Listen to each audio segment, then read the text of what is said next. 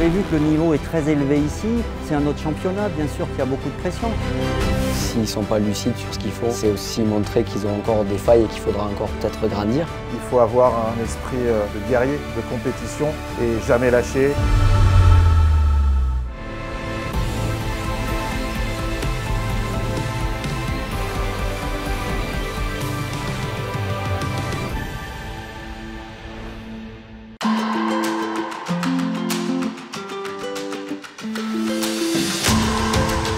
Samedi 8 octobre, sur le circuit de Motorland Aragon, le champion de France Pré-Moto 3, Mathias Rostani, et le vice-champion de France NSF 250, Benjamin Caillé, préparent leur premier week-end international en European Talent Cup. Les deux pilotes OGP ont été sélectionnés pour disputer une wildcard avec l'équipe de France. Toujours pas le chrono. Est-ce qu'on te le met sur le panneau pour que tu saches où t'en es? Regarde si tu as besoin pour savoir à peu près combien t'es par exemple. Et sinon, c'est pas grave. Il y a des micro-gouttes, donc essaye de partir de suite vite pour faire un chrono dès le début, ok? Allez. Cette opportunité, offerte par la FFM, est réalisable en partie grâce à l'aide de Claude Michy, organisateur du Grand Prix de France Moto, va leur permettre de prendre la mesure du niveau à atteindre pour être compétitif dans ce type de championnat. Les deux pilotes sont intégrés à l'équipe de France aux côtés de Yanis Ringard. Il faut comprendre que quand on arrive en wildcard sur un championnat comme ça, c'est la 6e course du championnat. Et donc c'est pas facile, tout le monde a l'habitude de faire des courses, de rouler en paquet. Commentateur Canal+ du MotoGP, Laurent Rigal a pu assister à l'ascension de Fabio Quartararo et il sait que ces championnats sont ultra formateurs et qu'ils permettent déjà d'entrevoir les talents de demain. Avant qu'il arrive dans la catégorie Moto 3 en 2015, tout le paddock avait les yeux rivés sur lui. Ça avait déjà fait un buzz avec ses 2 titres de champion du monde junior. Tous les professionnels du paddock avaient senti quelque chose de particulier chez Fabio.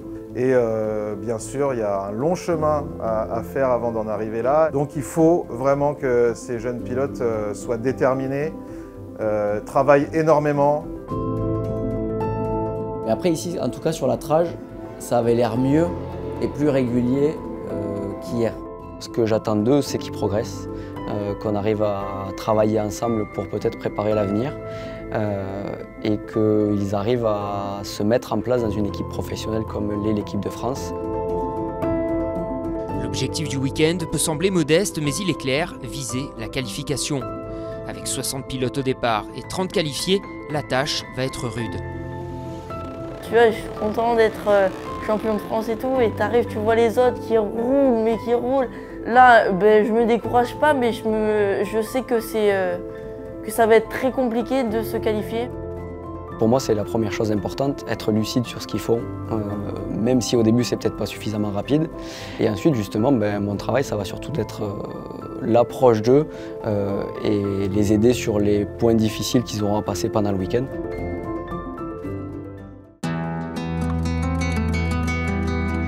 Avec une session d'essais qualificatifs le matin et une l'après-midi, il faut avoir un chrono dans les 14 premiers de son groupe pour être qualifié. Si ça ne passe pas, une dernière chance leur est offerte avec une course de repêchage où les 2 premiers participent aux courses du dimanche. Benjamin Caillé est bien rentré dans son week-end et l'espoir de se qualifier directement est bien présent. Le vice-champion de France NSF 250 a dû se remobiliser après le Castellet. C'était le titre, mon objectif. Mais j'ai pas réussi à l'avoir à cause des 2 dernières courses. Mais pour moi, c'était une bonne saison. J'ai pris quand même un petit coup moral à la fin de la course du Castellet. Et après, avec le sport et tout ça, j'ai réussi à me concentrer sur ma course et pour être bien là. Non mais c'est bien que tu aies bossé. Au début, je t'ai dit, les accels, c'était beaucoup mieux, donc bravo. On essaye d'aller chercher un peu mieux cet après-midi. De ce qu'on voit aujourd'hui, c'est pas seulement du talent et du pilotage, c'est un package maintenant qui est vraiment complet. Il faut avoir un mental d'acier, il faut travailler sans cesse et il faut avoir un esprit de guerrier. La deuxième séance de qualification se profile. Mathias Rostani est le premier à s'élancer. L'enjeu est de tout mettre bout à bout sur les 40 prochaines minutes pour se hisser dans le top 14. Mathias découvre la NSF 250 ce week-end, une difficulté supplémentaire pour le sudiste. La NSF, ça fait plus vraie moto de compétition, plus moto 3. J'avais déjà roulé un peu à Carole dessus, mais pas beaucoup parce que je suis tombé avec et je m'étais fracturé le coude. Donc Déjà quand je suis remontée un peu dessus, j'avais déjà un peu d'appréhension. Les freins, c'est pas pareil, rétrogradage aussi, la coque aussi, donc plein de réglages, plein de settings qu'on a dû changer et tout. Il améliore finalement son chrono en signant un 2:07 250, mais doit passer par la course de repêchage pour espérer être au départ le dimanche. À mon avis, là, ce qu'il faut que tu cherches, c'est dans les premiers tours avec les groupes à faire ce que tu peux faire de mieux. Benjamin Caillé échoue aux portes de la qualification directe avec un temps en 2:04 753 signé le matin. Il se classe 16e et se place en deuxième ligne pour la course de repêchage. Les pilotes français occupent la 17e place pour Yanis Ringard, la 14e place pour Mathias Rostany et la 4e place sur la grille pour Benjamin Caillé. Ils ont 8 tours pour se départager. Malgré un bon rythme de course, Benjamin Caillé ne parvient pas à accrocher l'une des places qualificatives et termine 6e, mais il améliore encore son meilleur chrono en signant un 2:04 655. Ouais, tu t'es bien battu, t'as fait un bon week-end. Je peux comprendre que tu sois déçu, mais c'est un bon week-end. Bien pour l'apprentissage. J'étais en amélioration constante, mais même avec la fin, c'est un peu dommage que j'ai pas réussi à me qualifier. Je suis content, je sais que j'ai un peu ma place, il me reste du chemin à faire. Quant à Mathias Rostany, parti du fond de la grille, il prend la 16e place finale avec un meilleur tour en 2:06 635. Pour les deux, ça a été une semaine intense avec beaucoup d'apprentissage, beaucoup de progression.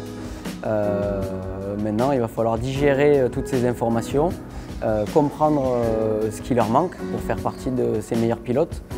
Même si l'objectif n'est pas totalement atteint, les performances, l'investissement et le travail fourni par les deux jeunes pilotes issus de l'OGP montrent que la filière vitesse mise en place par la Fédération française de motocyclisme ne tardera pas à porter ses fruits à l'international. La bonne nouvelle, c'est que le championnat de France OGP et NSF progresse.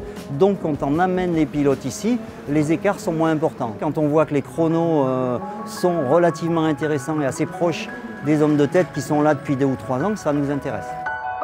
Le chemin ne fait que commencer pour Mathias, Benjamin, Jules, Célestin et les autres. Cette saison a été disputée, l'attribution des titres nous a tenus en haleine jusqu'au bout. Tous ont progressé, touché du doigt le travail à fournir pour devenir pilote de haut niveau. La saison s'achève, mais leurs rêves continuent de grandir. Rendez-vous en 2023. Cette saison, Mathis Belon faisait lui aussi partie de la génération vitesse. Il était l'un des espoirs de la moto française. Mathis nous a quittés le 27 juillet dernier, trop tôt. Cette série lui est dédiée.